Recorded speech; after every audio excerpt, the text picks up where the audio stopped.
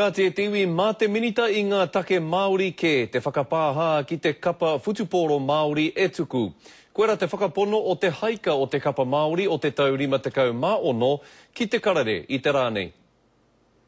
Nā ngā kupu whakatūpatoke a te minita Māori o Tawawā, hei tā te paumuri o te kapa Māori a Muru Walters I weto te wairua o tō rātau tīma.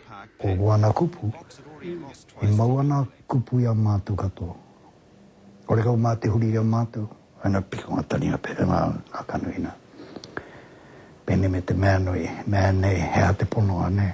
It's not the first reference I've heard to this. I've got a transcript here of an interview with Albert Pryor that I did years ago, and Pat Walsh, two prominent players, and they both make reference to meetings between the South African team and the New Zealand government officials before the game. Ko te ngako o te pānui a te minita Māori a Ernest Corbett ki te kapa futupōra Māori I te tau 1950, me tuku te kapa Māori kia Wikitoria ko te kapa o ngā Springboks, kia wāte ai hei tāna ngā tīma Māori o muri mai ki te whakawhiti ki Afrika ki te Tonga. I tō wā, I whakārau,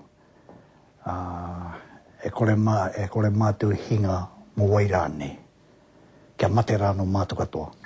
I understood that one meeting took place the day before in the Maori Hotel, and this interview says that somebody from the New Zealand cabinet came to speak to the Maori players beforehand, hoping that the game would be a good expression of decency on the field between these two parties who'd had difficulties in the past. Ko te kia Muru Walters, I tātāhia e rātau, te kapa o pango o Aotearoa, I te wiki o muri mai o tā rātau tākaro ki ngā Springboks. Joe Glenn, Te Karere.